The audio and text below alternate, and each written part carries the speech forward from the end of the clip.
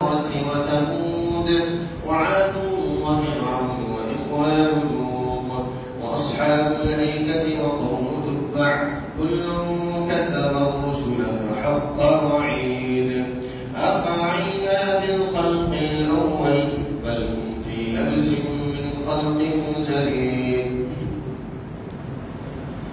وقال الله تبارك وتعالى وقال ربكم ادعوني أستجب لكم إن الذين يستكبرون عن عبادتي سيدخلون جهنم داخرين. محترم معزز الحاضرین سامعین و سامعات، اللہ سبحانہ و تعالیٰ کا بہت بڑا فضل اور احسان ہے کہ رب العزت نے ہم سب کو رمضان المبارک کا مہینہ نصیب فرمایا، اور اللہ سبحانہ و تعالیٰ نے رمضان کا مہینہ نصیب فرمانے کے ساتھ ساتھ اس بات کی بھی توفیق عنایت فرمائی کہ ہم اسی کی عبادت کریں، اسی کی بندگی کریں، اس کی عبادت میں کسی کو شریک نہ کریں، اور تمام عبادتوں کو صرف ایک اللہ کے لیے بھیج دیں اور انجام دیں۔ اللہ سبحانہ و تعالیٰ نے ہماری ہدایت اور رہبری کے لیے ہمیں راہ ضلالہ سے ہٹا کر صراط مستقیم پر گامزن کرنے کے لیے اللہ سبحانہ و تعالیٰ نے نبی اور رسولوں کا سلسلہ جاری فرمایا۔ اسی سلسلے کی آخری کڑی آخر الزمان خاتم النبیین محمد عربی صلی اللہ علیہ وآلہ وسلم ہے، جس نے ہمیں تاریکی سے نکال کر روشنی میں لایا، اور جس نے ہمیں ایک رب کی معرفت کروائی تاکہ ہم صرف اسی کی عبادت کریں اور اس کی عبادت میں کسی کو شریک اور ساجی نہ کریں۔ آج کا جو موضوع خطابت ہے وہ ہے عبادت کی فضیلت اور اس کے آداب، دعا کی فضیلت اور اس کے آداب۔ دعا کی فضیلت بھی جانیں گے اور دعا کے آداب بھی جانیں گے انشاءاللہ۔ انسان بذاتی ہی کمزور اور چند باز ہے،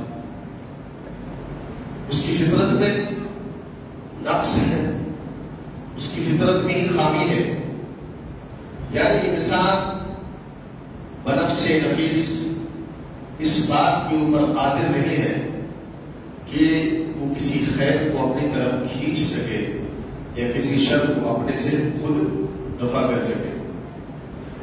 خیر کو اپنی طرف لانا اور شر کو اپنے آپ سے دور کرنا، یہ صرف اللہ سبحانہ و تعالیٰ کی مدد اور اس کی توفیق سے یہ چیزیں حاصل ہوتی ہیں۔ حتیٰ کہ محمد رسول اللہ صلی اللہ علیہ وسلم بھی اس بات کے اوپر قادر نہیں تھے کہ وہ کسی خیر کو لا سکے اور کسی شر کو دور کر سکے۔ خیر و شر کا مالک صرف کون ہے؟ اللہ سبحانہ و تعالیٰ۔ اللہ کا فرمان ہے سورۃ الاعراف آیت نمبر 188 کے اندر، قُلْ لَا أَمْلِكُ لِنَفْسِي نَفْعًا وَلَا ضَرًّا۔ اے نبی صلی اللہ علیہ وسلم، آپ کہہ دیجئے لوگوں سے کہ میں اپنے نفس کے لیے کسی بھی نفع اور نقصان کا مالک میں نہیں۔ وَلَوْ كُنْتُ أَعْلَمُ الْغَيْبَ لَاسْتَكْثَرْتُ مِنَ الْخَيْرِ۔ اور میں غیب جانتا ہوں، اگر میں غیب جانتا تو میں بہت ساری بھلائیوں کو اکٹھا کر لیتا اور کوئی بھی پریشانی اور تکلیف ہمیں چھو بھی نہیں سکتی تھی۔ میں تو بس ایک ڈرانے والا اور بشارت دینے والا ایسی قوم کے لیے آیا ہوں جو قوم اللہ کے اوپر ایمان رکھتی ہو۔ تو یہ آیت اس بات کے اوپر دلالت کرتی ہے کہ خیر و شر کا مالک صرف اور صرف اللہ سبحانہ و تعالیٰ ہے، اور خیر کو لانے کے لیے اور شر کو دور کرنے کے لیے اللہ سبحانہ و تعالیٰ سے ہمیں دعا کرنا چاہیے، اللہ سبحانہ و تعالیٰ سے ہمیں مانگنا چاہیے۔ اللہ سبحانہ و تعالیٰ نے ہر مکلف بندے کے اوپر یہ لازم کیا ہے کہ وہ اللہ سبحانہ و تعالیٰ سے دعا کرے، وہ اللہ سے مانگے، وہ دعا کرے جو ان کے لیے بہتر ہو اور ان کے لیے نفع بخش ہو اور ان کے لیے سعادت کا سبب بنے۔ پسماندگی سے دور ہونے کا جو ہے ذریعہ بنے. آپ دیکھیں گے کہ اللہ سبحانہ و تعالیٰ سے سب سے زیادہ اور سب سے عظیم شے جس کے ذریعے تقرب حاصل کیا جا سکتا ہے، جس کے ذریعے اللہ سبحانہ و تعالیٰ سے قریب ہوا جا سکتا ہے، وہ چیز کیا ہے؟ وہ چیز عبادت ہے. اور اللہ تعالیٰ ایسے بندے کے اوپر غصہ ہوتا ہے، ایسے بندے سے ناراض ہوتا ہے جو بندہ اپنے رب کے سامنے ہاتھ نہیں پھیلاتا، جو بندہ اپنے رب سے مانگتا نہیں ہے، اپنے رب سے دعا نہیں کرتا. اللہ تعالیٰ ایسے بندے کو ذلیل و خوار کر کے جہنم میں داخل فرمائے گا. اللہ تعالیٰ کا ارشاد ہے سورہ غافر آیت نمبر 60 کے اندر، وقال ربكم ادعوني استجب لكم، اور تمہارے رب نے فرمایا ہے کہ تم صرف مجھ سے دعا کرو. استجب لكم، میں تمہاری دعا کو سنوں گا، میں تمہاری دعا کو قبول فرماؤں گا. ان الذين يستكبرون عن عبادتي، جو لوگ بھی میری عبادت سے تکبر کرتے ہیں، میرے سامنے دعا کرنے سے گریز کرتے ہیں اور میرے سامنے اپنے ہاتھوں کو پھیلا کر مجھ سے مانگتے نہیں ہیں، سيدخلون جہنم داخلین، یہی وہ لوگ ہیں جو قریب جہنم کے اندر ذلیل و خوار کر کے رسوا کر کے جو ہے وہ داخل کیے جائیں گے. تو اس سے یہ پتا چلا اللہ کے بندوں، مسلمانوں، مومنوں کہ دعا ایک ایسی چیز ہے جس کے ذریعے انسان اپنے مطالب کو حاصل کرتا ہے، اپنی ضرورتوں کو پوری کرتا ہے، انسان اپنے سے شر کو دور کر دیتا ہے اور دعا ہی کے ذریعے اللہ سبحانہ و تعالیٰ کے خزانے میں سے کسی چیز سے اپنی ضرورت کو حاصل کرنے کے اوپر قادر ہوتا ہے. جیسا کہ اللہ تعالیٰ کا ارشاد ہے وَلِلَّهِ خَزَائِنُ السَّمَاوَاتِ وَالْأَرْضِ، سورہ منافقون آیت نمبر 7 کے اندر اللہ نے فرمایا کہ آسمان و زمین کے جتنے خزانے ہیں وہ سب کے سب صرف اللہ سبحانہ و تعالیٰ کے لیے ہے. اور سورہ صاد آیت نمبر 54 کے اندر اللہ تعالیٰ نے فرمایا إِنَّ هَذَا لَرِزْقُنَا مَا لَهُ مِن نَفَادٍ، یہ ہماری طرف سے رزق ہے اور رزق اللہ سبحانہ و تعالیٰ کے پاس اتنے زیادہ ہے کہ کبھی ختم ہونے کا امکان ہی نہیں ہے. اور حدیث قدسی کے اندر آپ غور فرمائیے کہ اللہ سبحانہ و تعالیٰ نے ارشاد فرمایا کہ اس کائنات کے اندر جتنے بھی لوگ ہیں، جتنے بھی آئے،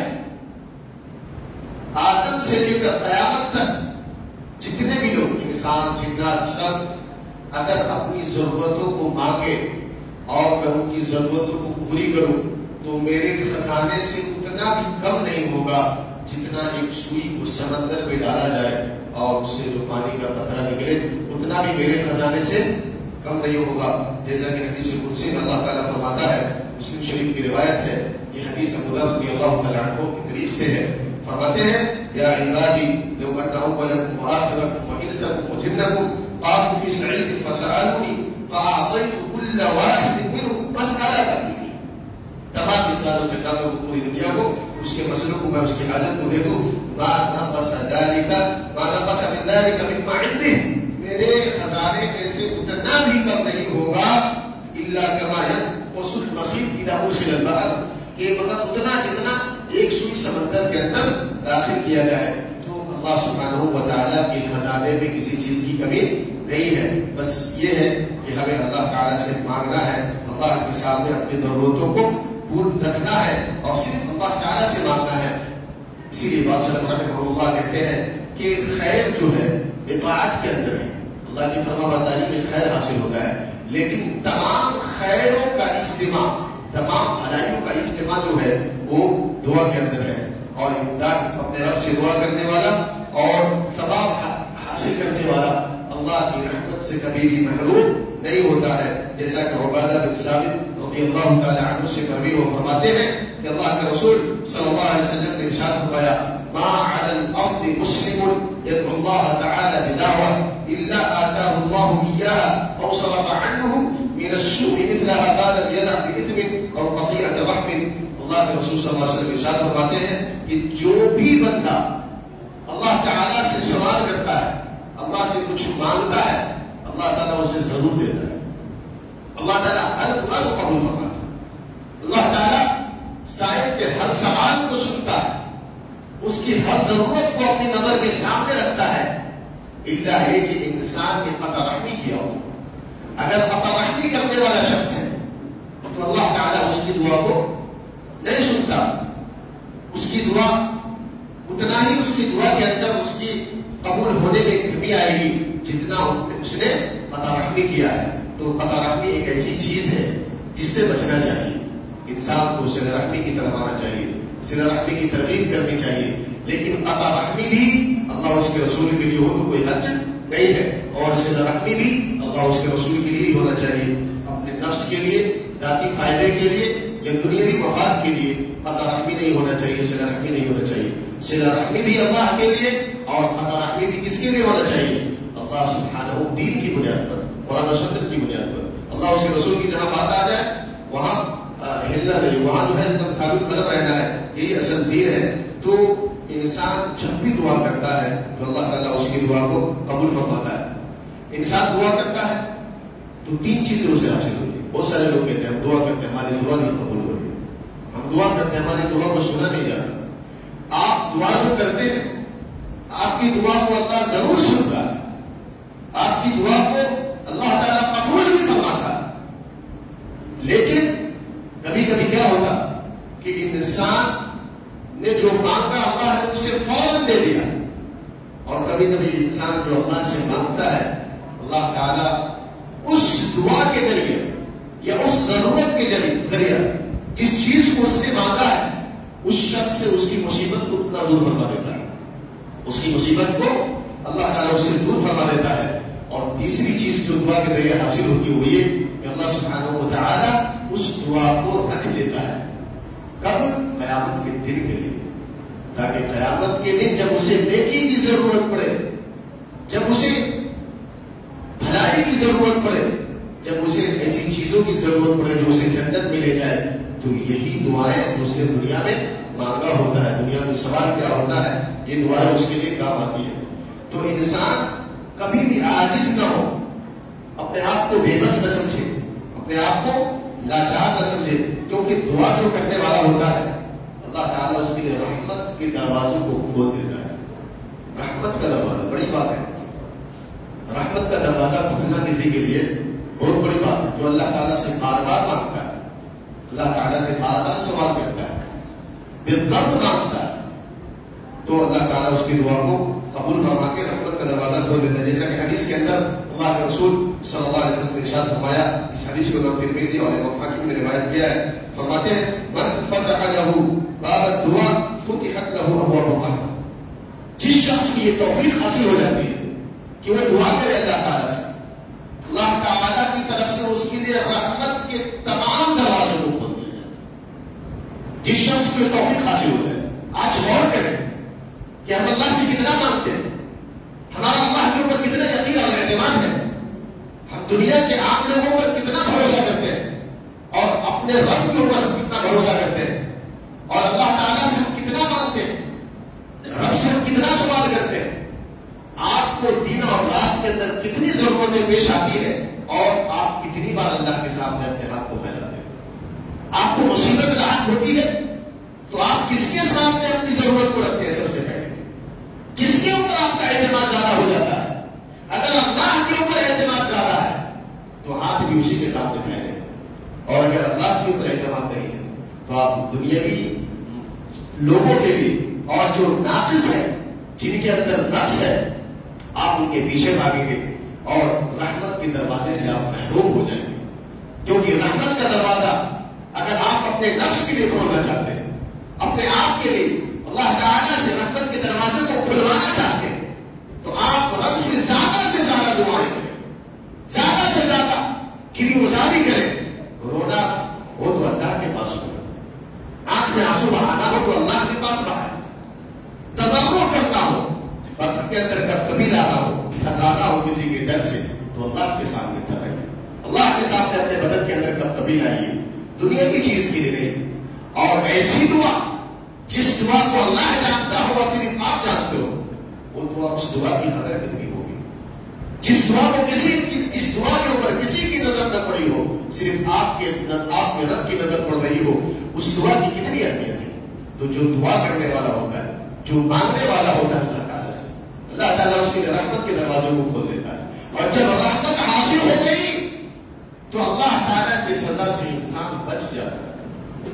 پتا چلا جو دعا کرنے والا ہے، کیونکہ رحمت جب حاصل ہو گئی تو عذاب ختم ہو گیا، اور جہاں پر عذاب ختم ہو رہا وہاں سے اللہ کی رحمت حاصل ہو رہی ہے. اور اللہ کی رحمت کا حصول دعا کے ذریعے ہے. جیسا کہ اللہ کے رسول صلی اللہ علیہ وسلم نے فرمایا، من فتح له باب الدعاء، من فتح له یا من فتح له باب الدعاء فتحت له ابواب الرحمہ. جس شخص کے لیے دعا کے دروازے کو آپ ایک دروازہ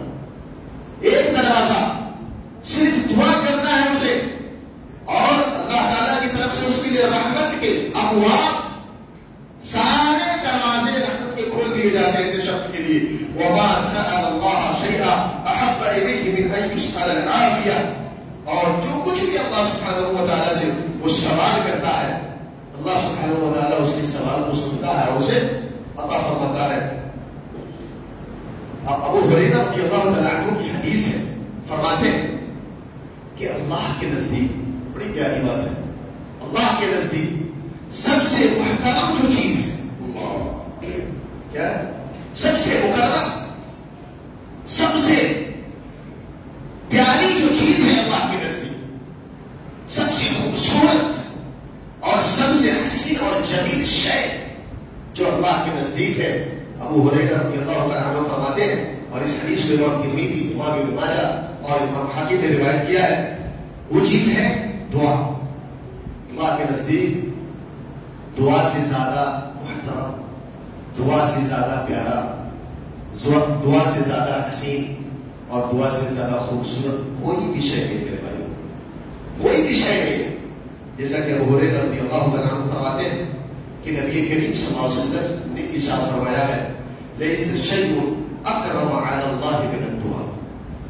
کوئی چیز نہیں ہے، شیء نکرہ ہے، کوئی چیز ہے ہی نہیں اس دنیا کے اندر جو زیادہ محترم ہو دعا سے زیادہ اللہ کے پاس، الہ العالمین کے پاس. اگر رب العالمین کے پاس سب سے پیاری کوئی چیز ہے تو دعا ہے. جب وہ چیز سب سے پیاری ہے تو اس چیز سے حاصل ہونے والی چیز کتنی حاصل ہو، اس چیز سے جن چیزوں کو حاصل کیا جائے گا وہ چیزیں کتنی اہم ہوں گی. تو اسی لیے ہمیں ایسی چیز کو اختیار کرنا ہے جو محترم اور پیارا ہو اللہ تعالیٰ کے نزدیک. یہ آیت کریمہ جو ہم نے آپ کے سامنے بھی پڑھی ہے یا جو ہم نے ابھی پڑھ کے ترجمہ کر کے آپ کو بتایا ہے، اس سے دو چیزیں سمجھ میں آتی ہے کہ دعا کی دو قسمیں، ایک ہے دعا العبادہ اور ایک ہے دعا المسئلہ. دعا العبادہ کیا ہے؟ کہ وہ عبادت جس کو اللہ سبحانہ و تعالیٰ نے جس کے کرنے کا یا تو واجبی طور پر حکم دیا ہو یا استحباباً اللہ تعالیٰ نے کرنے کو کہا ہو، یہ ہے دعا العبادہ. یعنی جس کو کرنا ہی کرنا ہے اور جس کے کرنے کا حکم واجباً اللہ سبحانہ و تعالیٰ نے واجبی طور پر دے دیا ہے. مسلمان فرضاً بھی عبادت اللہ کی کرتا ہے جو فرض ہے اس کے اوپر، اور نفلی بھی عبادتیں اللہ سبحانہ و تعالیٰ کی کرتا ہے، کیونکہ نفلی عبادتوں کے ذریعے بھی اللہ سبحانہ و تعالیٰ کا تقرب حاصل کیا جاتا ہے. اور دعا المسئلہ جو ہے وہ ہے اللہ کے سامنے اپنی ضرورتوں کو رکھنا، اپنی حاجتوں کو اللہ کے سامنے کیا کرنا ہے؟ پیش کرنا. اللہ سبحانہ و تعالیٰ کے سامنے اپنی تمام ضروریات کو رکھنا، اور اپنی ضرورت کو اللہ کے سامنے رکھیں گے.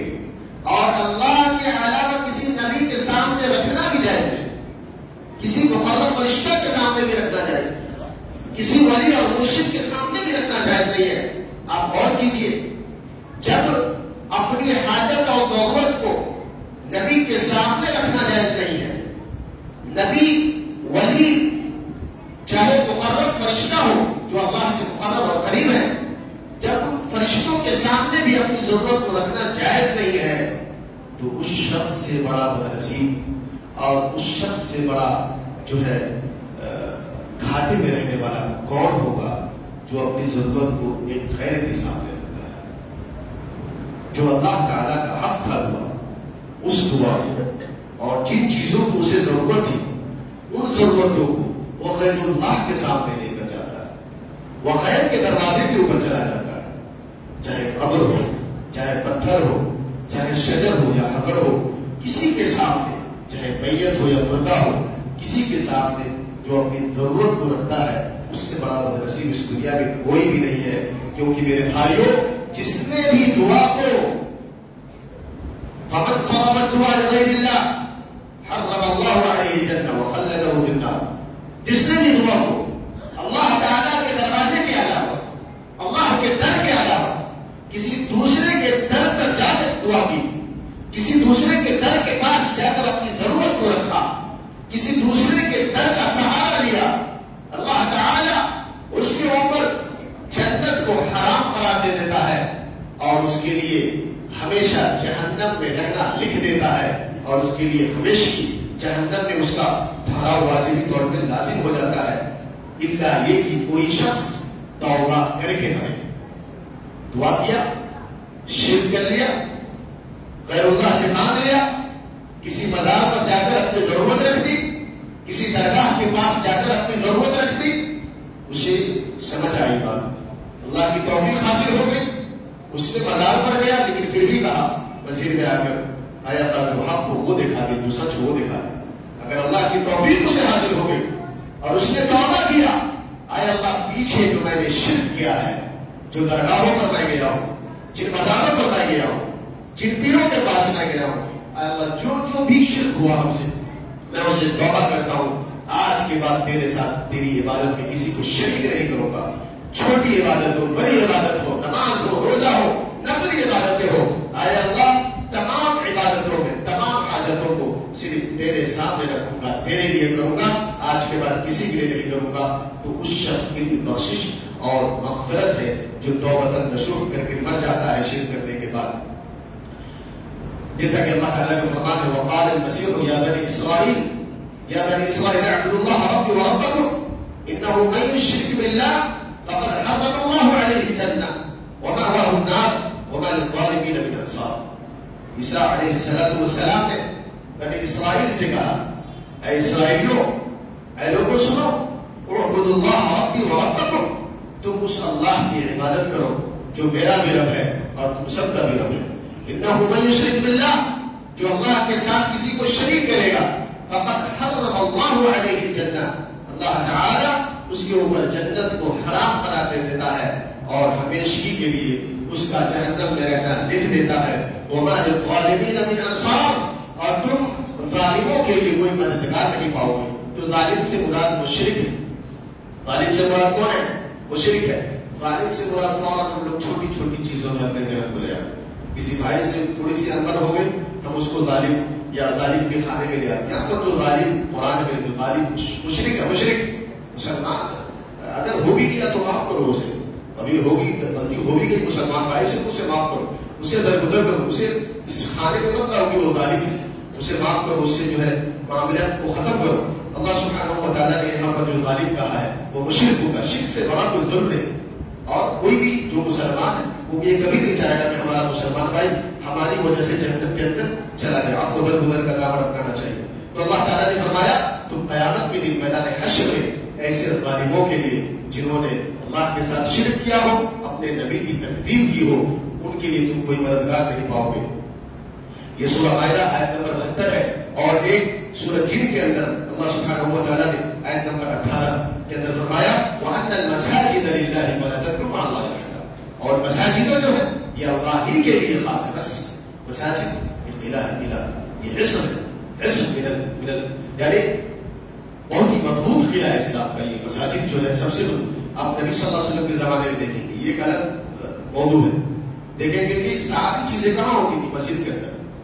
کہیں جانا ہو تو مسجد کے اندر مشورہ، درس دینا ہو تو مسجد کے اندر، تعلیم دینا ہو تو مسجد کے اندر، کسی چیز کے اوپر رغبت دلانا ہو تو مسجد کے اندر، کوئی میٹنگ ہو تو مسجد کے اندر. نبی صلی اللہ علیہ وسلم کے زمانے ساری چیزیں یہ ایک مضبوط قلعہ ہوا کرتا تھا. تو اللہ نے فرمایا وَأَنَّ الْمَسَاجِدَ لِلَّهِ، مساجد صرف اللہ کے لیے، صرف اللہ کے لیے. پتا کیا چلا کہ اللہ کی عبادت کے لیے مساجد کے علاوہ دوسری جگہ بھی نہیں ہے جہاں جا کر دعا کریں، مانگیں، نمازیں پڑھیں. کوئی جگہ خاص نہیں کر سکتا.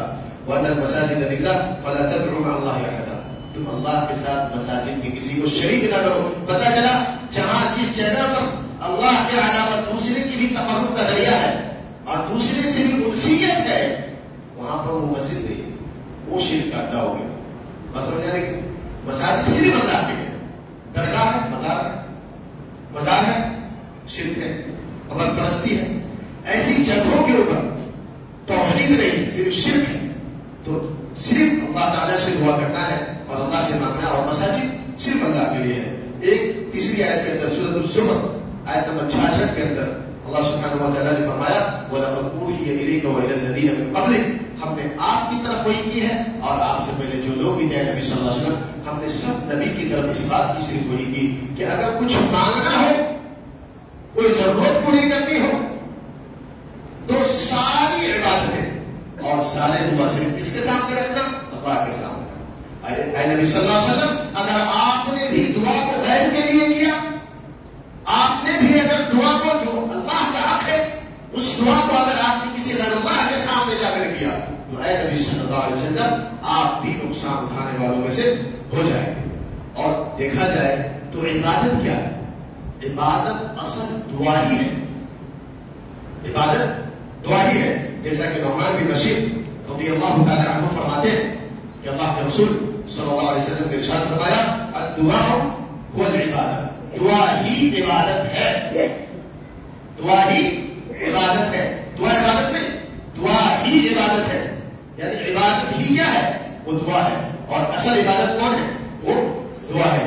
اس حدیث کو امام ابو داؤد امام ترمذی نے روایت کیا ہے. وقال الترمذی هذا حدیث حسن صحیح, امام ترمذی نے اسے حسن اور صحیح قرار دیا ہے. اور ایک حدیث انس رضی اللہ تعالی عنہ سے مروی ہے, وہ فرماتے ہیں کہ اللہ کے رسول صلی اللہ علیہ وسلم نے ارشاد فرمایا, اس حدیث کو بھی امام ترمذی نے روایت کیا ہے, الدعاء مخ العبادہ, دعا جو ہے عبادت کا مغز ہے. کیا ہے مغز ہے؟ انسان کا دماغ اگر سالم نہ ہو تو انسان بیکار ہے. انسان کا دماغ اگر صحیح سالم نہ ہو تو انسان بیکار ہے. وہ صحیح اور غلط میں تمیز نہیں کر سکتا, وہ صحیح طریقے سے کسی کام کو نہیں کر سکتا, اسے نہیں معلوم ہوتا صحیح کیا غلط کیا ہے. تو اللہ کے رسول صلی اللہ علیہ وسلم فرما رہے ہیں دعا مخ العبادہ, دعا جو ہے عبادت کا مغز ہے, اصل عبادت ہے. اسی لیے اے اللہ کے بندوں, اے خواتین اسلام, دعا کا ایک بہت بڑا مقام ہے اور اس کے بہت زیادہ آثار ہے اور اس کے بہت زیادہ فوائد ہیں. اللہ سبحانہ و تعالیٰ نے نوح علیہ السلام کو جو نجات دیا اور نوح کی قوم کو جو اللہ تعالیٰ نے غرق کیا, اسے نوح علیہ السلام کی دعا کی وجہ سے ممکن ہوا. اور اللہ سبحانہ و تعالیٰ نے ارشاد فرمایا سورۃ القمر کے اندر فدعا ربہ انی مغلوب فانتصر. نوح علیہ السلام نے اپنے رب سے کہا انی مغلوب, اے میرے رب میں دعوت دے دے کر تھک گیا ہوں, میں توحید کا پرچار کر کر کے تھک گیا ہوں, میں لوگوں کے سامنے شرک کو واضح کر کر کے تھک گیا ہوں. اے اللہ میں بے بس ہو چکا ہوں, میں لاچار ہو گیا ہوں. اے اللہ میں بے بس ہوں, تو میری مدد فرما. انی مغلوب فانتصر, اے اللہ تو ہی مدد فرما, میں کیا ہوں, میں بے بس ہو گیا ہوں. تو اللہ سبحانہ و تعالیٰ نے نوح علیہ السلام کی دعا کو قبول کر کے کفار کو کیا کیا, کافروں کو غرق کیا, اور مومنوں کو اللہ تعالیٰ نے نوح علیہ السلام کی دعا کے ذریعے نجات دیا. آپ دیکھیں گے بدر کے اندر جو فتح حاصل ہوئی 17 رمضان کو, وہ کس بنا پر ہوئی؟ نبی کریم محمد رسول اللہ صلی اللہ علیہ وسلم کی دعا کرنے کی وجہ سے ہوئی. اللہ کے رسول صلی اللہ علیہ وسلم نے اپنے رب سے دعا کیا کہ اے اللہ یہ مٹھی بھر جماعت ہے, یہ چند لوگ ہیں جو صرف تیری عبادت کرتے ہیں, اگر یہ مٹھی بھر لوگ مٹ گئے تو تیری عبادت کرنے والا کون بچے گا؟ تو اللہ تعالیٰ نے اپنے نبی محمد صلی اللہ علیہ وسلم کی دعا کو قبول کیا اور کافروں کے اوپر مسلمانوں کو فتح عطا فرمائی. اور یہ سب سے بڑی فتح تھی اسلامی تاریخ کی, سب سے بڑی فتح جو بدر کے نام سے ہم اور آپ جانتے ہیں. اور اس امت کو اللہ تعالیٰ نے جو عزت بخشی ہے, اس امت کو جو توحید کے ماننے والے لوگ ہیں, اللہ تعالیٰ نے اس کی تکریم جو کی ہے, اس کی سب سے بڑی وجہ ہے ابراہیم علیہ السلام کی دعا. ابراہیم علیہ السلام جو ہم سب کے باپ ہیں, انہوں نے اس بات کی دعا کی تھی تو اللہ تعالیٰ نے اس امت کو عزت بخشی. اسی طریقے سے آپ دیکھیں گے نبی کریم محمد رسول اللہ صلی اللہ علیہ وسلم کو انہی میں سے اللہ تعالیٰ نے ان میں بھیجا. اور زکریا علیہ السلام کو دیکھیے, اللہ سبحانہ و تعالیٰ نے ان کو اکیلا نہیں چھوڑا. بڑھاپے کی حالت میں اللہ تعالیٰ نے جو اولاد دی وہ کس بنا پر دی؟ صرف دعا کی بنا پر دی. دعا زکریا ربہ، انہوں نے دعا کیا اے اللہ میں اکیلا رہ جاؤں گا، وانت خیر الوارثین، تو سب سے بہترین ساتھی ہے اور تو سب سے اچھا اور وارث اور ساتھی ہے. تو اللہ سبحانہ و تعالیٰ نے ان کی دعا کو قبول فرمایا. اسی لیے دعا کے جو آثار ہیں، دعا کے جو فوائد ہیں اور دعا کی جو بڑی بڑی فضیلتیں ہیں، ہر انسان کو اپنے ذہن میں بیٹھانا چاہیے اور ہم لوگ تمام لوگوں کو اپنے ذہن میں رکھنا چاہیے.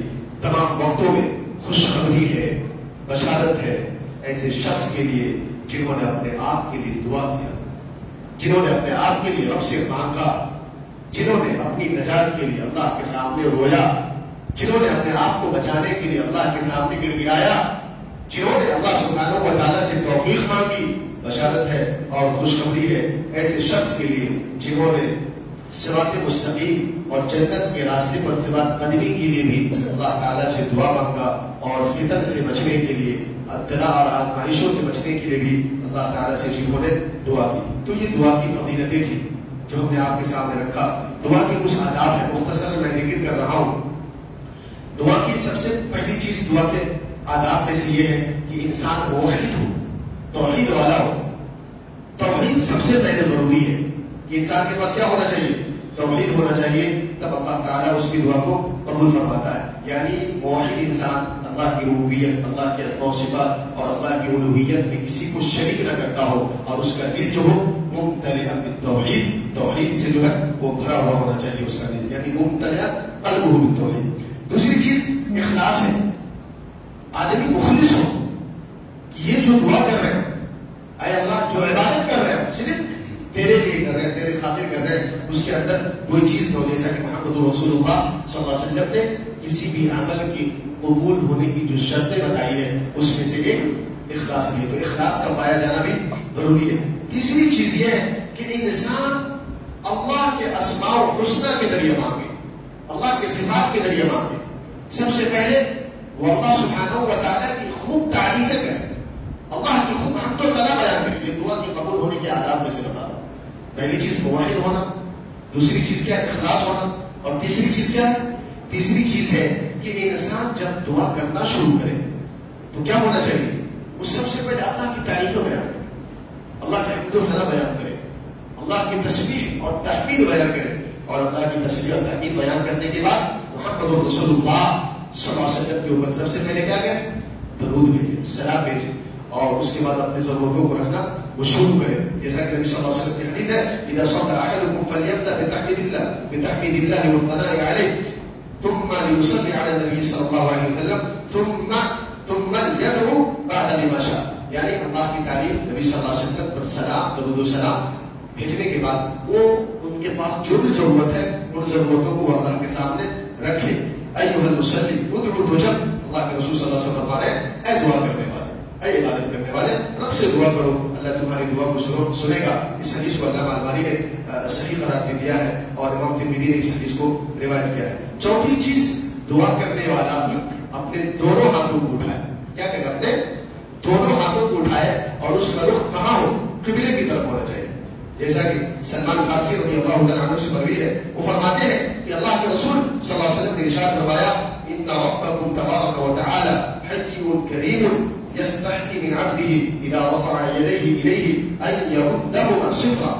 اللہ کے رسول صلی اللہ علیہ وسلم نے اس حدیث کو نقل کیا کہ تمہارا رب جو ہے وہ ہمیشہ سے زندہ، ہمیشہ سے قریب اور ہمیشہ رہے گا. وہ شرماتا ہے اس بات اپنے بندے سے، اپنے اس بندے سے وہ شرماتا ہے کہ جب کوئی بندہ اپنے رب کے سامنے اپنے دونوں ہاتھوں کو پھیلاتا ہے تو اللہ تعالیٰ کو اس بات سے حیا آتی ہے کہ اس پھیلائے ہوئے بندے کے دونوں ہاتھوں کو خالی لوٹا دے، صفر یعنی زیرو، یعنی خالی لوٹا دے. پانچویں چیز دعا کرنے والے کے اندر یہ ہونا چاہیے کہ یقین کامل ہونا چاہیے اللہ تعالیٰ کے اوپر، یقین ہونا چاہیے، توکل ہونا چاہیے کہ اور پورے دل و دماغ، حضور قلب اور تضرع اختیار کرے. آدمی کسی کے سامنے کھڑا ہو کیسے وہ کرتا ہے، کسی بڑے سے کتنا ادب کرتا ہو، تو جو سب کا حاکم ہے، سب کا مالک ہے، اس کے سامنے کس قدر تضرع ہونا چاہیے. آنکھ سے اگر آنسو جاری نہ ہو دعا کر تو دعا نہیں. اگر جس دعا میں اللہ کے سامنے گڑ گڑائے گا انسان، روئے گا انسان، وہ کیا دعا ہے؟ اس مالک سے آپ مانگ، اس مالک کے سامنے آپ بات کریں، رونا ضرور، تب جا کر اللہ تعالیٰ ضرور قبول فرمائے گا. رونا ضرور اللہ تعالیٰ ایسے شخص کو کبھی نہیں ضائع کرتا ہے جو اللہ کے سامنے رونا چاہتا ہے. اللہ کے سامنے سے انسان کے سامنے نہیں, اللہ کے سامنے رو. تو یقین کامل ہونا چاہیے. تو یقین کامل اگر ہو تو اللہ تعالیٰ ایسے شخص کی دعا کو قبول فرماتا ہے. اللہ کے رسول صلی اللہ علیہ وسلم نے ارشاد فرمایا ادعوا اللہ وانتم موقنون بالاجابہ. اللہ سے دعا کرو اور یقین بھی رکھو کہ اللہ تعالیٰ تمہاری دعا کو رد نہیں کرے گا. تو یقین بھی ہونا چاہیے کہ ہم اللہ سے دعا کر رہے ہیں, اللہ ہماری دعا کو رد نہیں کرے گا, ہماری دعا کو قبول فرمائے گا. وَاعْلَمُوا أَنَّ اللَّهَ لَا يَسْتَجِيبُ دُعَاءَ مِنْ قَلْبٍ غَافِلٍ لَاهٍ. اللہ تعالیٰ ایسے شخص کی دعا کو قبول نہیں فرماتا ہے جو غافل ہوتا ہے, جو رونا نہیں جانتا, اللہ سے مانگنا نہیں جانتا, لاپرواہ ہوتا ہے. رب سے کیسے مانگا جائے, رب کے سامنے کیسے ہاتھ اٹھایا جائے, دل کو کیسے کیا جائے, اپنے جسم کے اندر جو ہے کیسے اپنے جسم کو کیا جائے, اگر یہ چیز نہیں جانتا ہے بندہ تو اللہ تعالیٰ ایسے شخص کی دعا کو قبول نہیں فرماتا ہے. پانچویں چیز ثابت قدمی کے ساتھ, جذب کے ساتھ مانگے. نہیں اے اللہ تو چاہے تو دے دے, وہ سچ ہوتے اللہ تو چاہے تو دے دے. نہیں, آپ کہیے کہ اللہ ہم کو ضرورت, یہ چیز ہم کو ہونا, یہ چیز ہم کو چاہیے, اللہ تو دے ہم کو, ہمیں ضرورت ہے, ہم یہ چیز چاہتے ہیں, ہمیں اس چیز کی ضرورت ہے اور تو ہی دینے والا ہے. اللہ دینے والا کوئی نہیں, ہمیں چاہیے یہ چیز ہمیں دے رہا ہے اللہ. تو دیکھیے انسان جو ہے جذب کے ساتھ مانگے, جیسا کہ اللہ کے رسول صلی اللہ علیہ وسلم نے ارشاد فرمایا ہے, بخاری اور مسلم شریف کی حدیث ہے, فرماتے ہیں اللہ کے رسول صلی اللہ علیہ وسلم لا یقولن احدکم اللهم اغفر لي ان شئت. کوئی شخص تم میں سے ایسا نہ کہے اے اللہ تو بخش دے اگر تو چاہتا ہے. نہیں, اے اللہ تو بخش دے, تو ہی بخشنے والا ہے, تیرے علاوہ کوئی نہیں بخشنے والا, تو ہی بخش سکتا ہے, تو ہی معاف کر سکتا ہے. تمام اسرار کو, تمام باطن چیزوں کو, تمام چھپی ہوئی چیزوں کو جو چھپ کر ہم نے کیا, جو باطنی طور پر ہم نے کیا, ان ساری چیزوں کو اللہ تیرے سامنے لے کر پیش ہوا ہوں. اللہ تو ہی بخشنے والا ہے. اگر تو نہیں رحم کرے گا تب ہم برباد ہو جائیں گے, اگر تو نہیں معاف کرے گا تو ہم معافی کے قابل نہیں رہیں گے, اگر تو ہی نہیں رحم کرے گا تو ہم پر کوئی رحم نہیں کر سکتا. اس طرح سے جذب کے ساتھ اللہ تو ہی معاف کرنے والا ہے.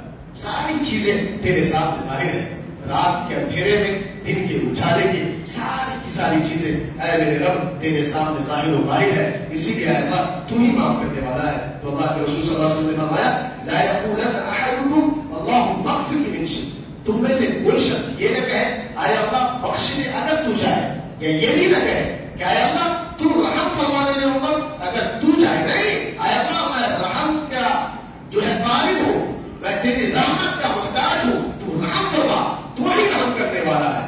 تیری رحمت کی ضرورت ہے اللہ, تیری رحمت کی ضرورت, تیرے عالم کسی کی رحمت کی ضرورت نہیں ہے. اللہ تو رحم فرما, اگر تو نہیں رحم کرے گا تو کون رحم کرے گا. یعنی نبی صلی اللہ علیہ وسلم کے کہنے کا جو مطلب ہے, جو بخاری اور مسلم شریف کی حدیث ہے, وہ یہ ہے کہ انسان کے جسم کسی چیز کو تب ثابت قدمی کے ساتھ تو ہی کرے گا, تیرے علاوہ کوئی ہے ہی نہیں جو کر سکے, تیرے علاوہ کوئی رحم نہیں کر سکتا, تیرے علاوہ کوئی معاف نہیں کر سکتا, تیرے علاوہ دعا کو کوئی سن نہیں سکتا. اے اللہ کے بندو جان لو کہ سعد بن ابی وقاص رضی اللہ تعالی عنہ تمنا کرتے تھے کہ اس کی دعا قبول ہو. وہ جب بھی دعا کرے کیا کرے, قبول ہو جائے. اور ہم میں سے ہر شخص اس بات کی تمنا کرتا ہے کہ ہماری دعا قبول ہونی چاہیے. تو سعد بن ابی وقاص رضی اللہ تعالی عنہ نے اس چیز کو, یعنی دعا کے قبول ہونے کو نبی کریم محمد رسول اللہ صلی اللہ علیہ وسلم سے طلب کیا اور کہا اے اللہ کے رسول صلی اللہ علیہ وسلم آپ میرے لیے یہ دعا کریں کہ اللہ تعالیٰ مجھے ایسے لوگوں میں شامل کر دے جن کی دعائیں قبول ہوتی ہے, جو مستجاب دعویٰ ہوتے ہیں. تو اللہ کے رسول صلی اللہ علیہ وسلم نے اس کے لیے فرمایا یا سعد اطب مطعمک, اے سعد اپنے کھانے کو دیکھو تمہارا کھانا کیسا ہے.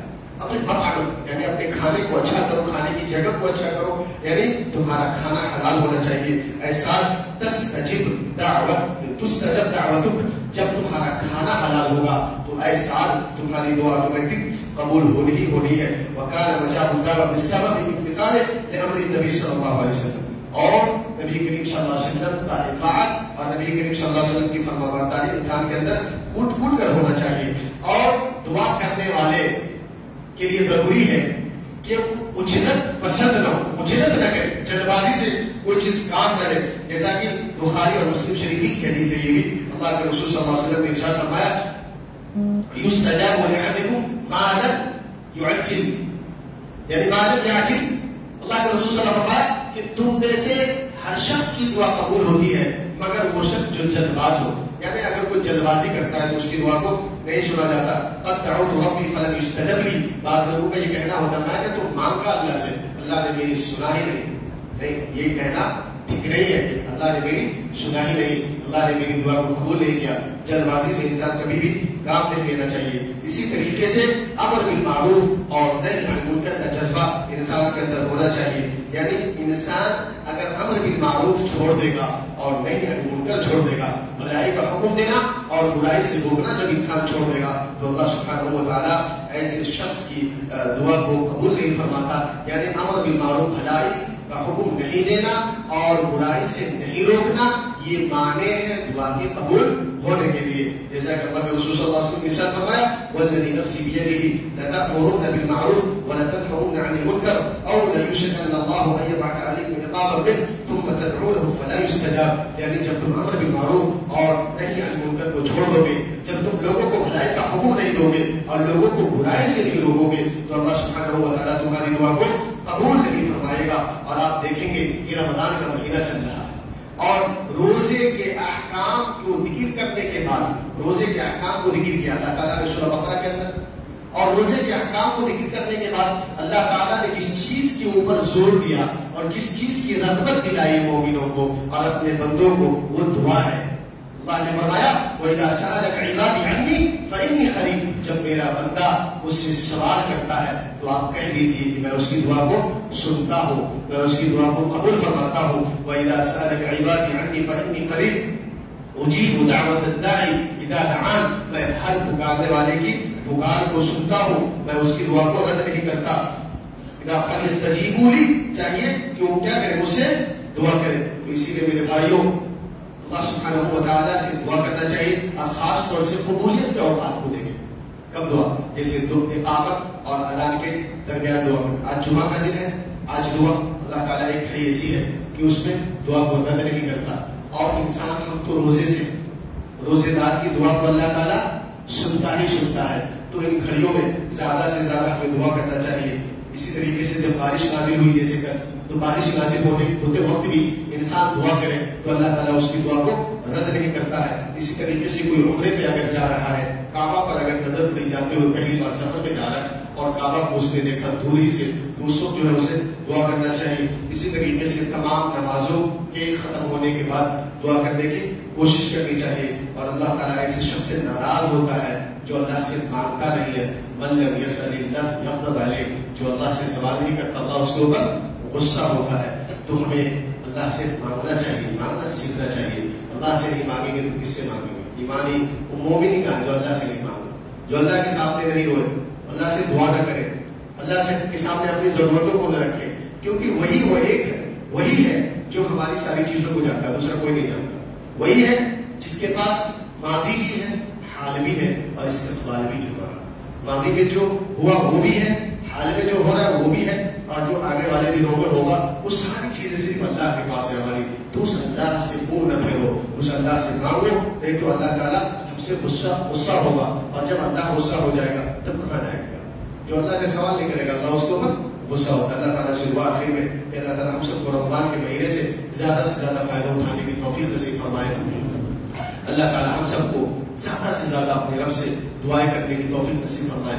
اللہ تعالیٰ ہم سب کو زیادہ سے زیادہ اپنے رب کے پاس رونے کی توفیق نصیب فرمائے. زیادہ سے زیادہ اللہ تعالیٰ ہم سب کو اپنے رب کے سامنے رونے، گڑ گڑانے، تضرع اختیار کرنے، دل کو رلانے، آنکھ کو رلانے، بدن کے اندر کب کبھی لانے کی توفیق عطا فرمائے. سب سے زیادہ اللہ تعالیٰ ہم سب کو سب سے زیادہ اپنے رب کے سامنے صرف اپنے رب کے سامنے تضرع کی گزاری اور عاجزی کرنے کی توفیق نصیب فرمائے.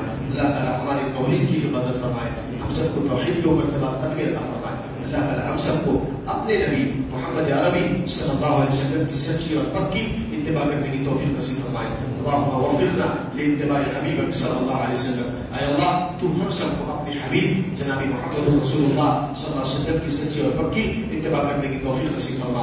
اللہم ارنا الحق حقا وارزقنا اتباعہ. اے اللہ تو ہم سب کو حق دکھلا، سچ دکھلا اور اس حق اور سچ کی اتباع کی توفیق عنایت فرما. وارزقنا الباطل اللهم ارنا الحق حقا وارزقنا اتباعه وارنا الباطل باطلا. اور اے اللہ تو ہم سب کو باطل دکھلا، جھوٹ دکھلا، شرک دکھلا، بدعت دکھلا، معصیت اور گناہ دکھلا. اور اے اللہ ان تمام چیزوں سے ہم سب کو بچنے کی توفیق نصیب فرما. اقول قولي هذا استغفر الله لي ولكم ولسائر المسلمين فاستغفروه من كل ذنب انه هو الغفور الرحيم.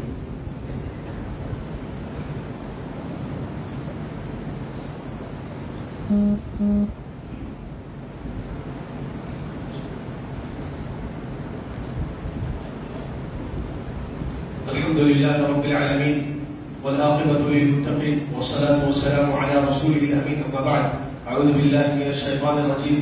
بسم الله الرحمن الرحيم. إن الله وملائكته يصلون على النبي يا أيها الذين آمنوا صلوا عليه وسلموا تسليما. اللهم صل على محمد وعلى آل محمد كما صليت على إبراهيم وعلى آل إبراهيم إنك حميد مجيد. اللهم بارك على محمد وعلى آل محمد كما باركت على إبراهيم وعلى آل إبراهيم إنك حميد مجيد. اللهم انصر من نصر دين محمد صلى الله عليه وسلم واجعلنا منهم واخذل من خذل دين محمد صلى الله عليه وسلم ولا تجعلنا منهم. عباد الله رحمكم الله، إن الله يأمر بالعدل والإحسان وإيتاء ذي القربى وينهى عن الفحشاء والمنكر والبغي يعظكم لعلكم تذكرون. اذكروا الله يذكركم وادعوه يستجيب لكم ولذكر الله تعالى أعلى وأذل وأتم وأكبر والله يعلم ما تصنعون.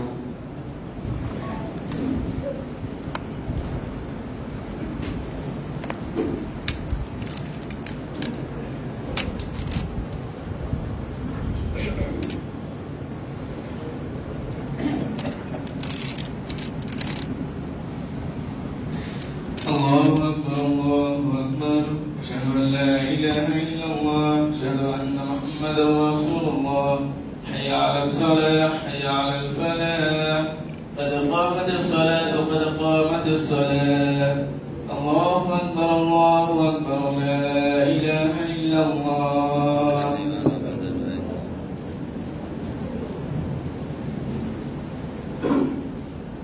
استووا استقيموا واعتدلوا سووا متواصل استووا تبارك اسم القلم. اور پھر سبوں کو سیدھی کر لیں، قدم سے قدم ملائے، ٹخنے سے ٹخنے ملا کر کھڑے ہو، دو شخصوں کے بیچ میں جگہ خالی نہ ہو. استووا واعتدلوا تقاربوا اسم القلم.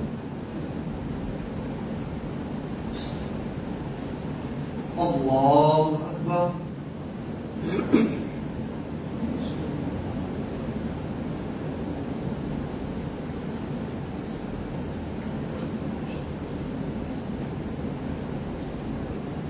الحمد لله رب العالمين الرحمن الرحيم مالك يوم الدين إياك نعبد وإياك نستعين اهدنا الصراط المستقيم صراط الذين أنعمت عليهم غير المغضوب عليهم ولا الضالين.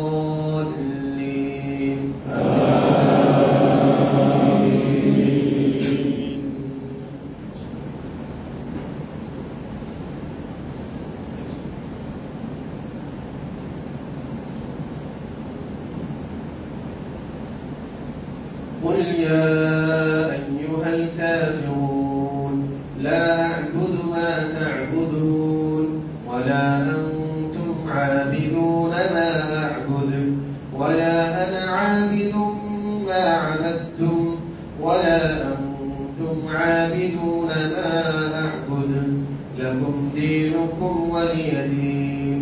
الله أكبر.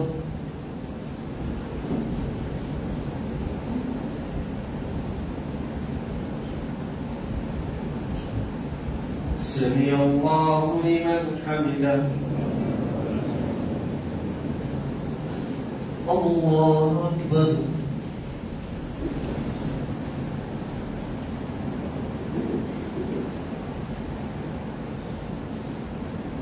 الله أكبر. الله أكبر.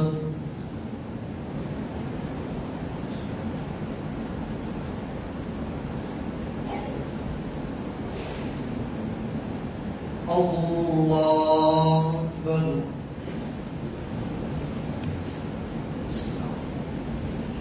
الحمد لله رب العالمين الرحمن الرحيم مالك يوم الدين إياك نعبد وإياك نستعين اهدنا الصراط المستقيم صراط الذين أنعمت عليهم غير المغضوب عليهم ولا الضالين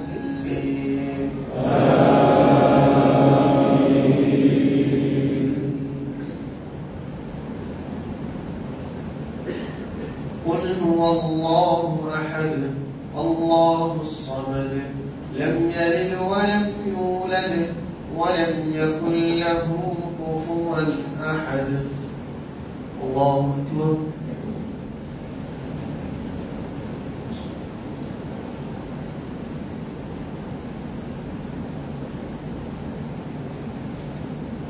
سمع الله لمن حمده.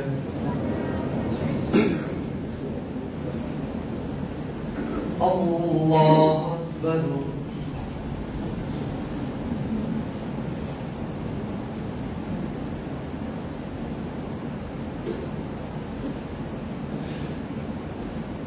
الله أكبر. الله أكبر.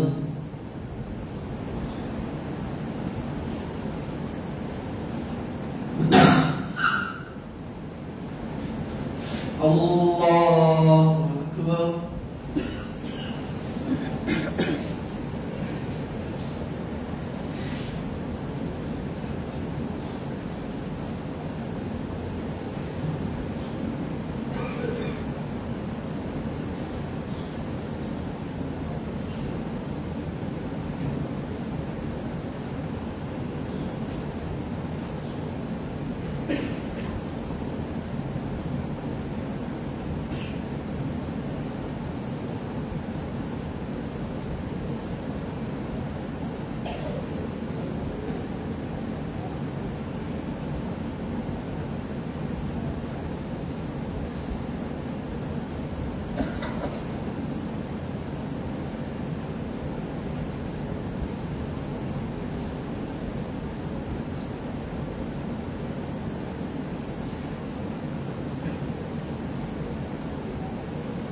السلام عليكم ورحمة الله. السلام عليكم ورحمة الله.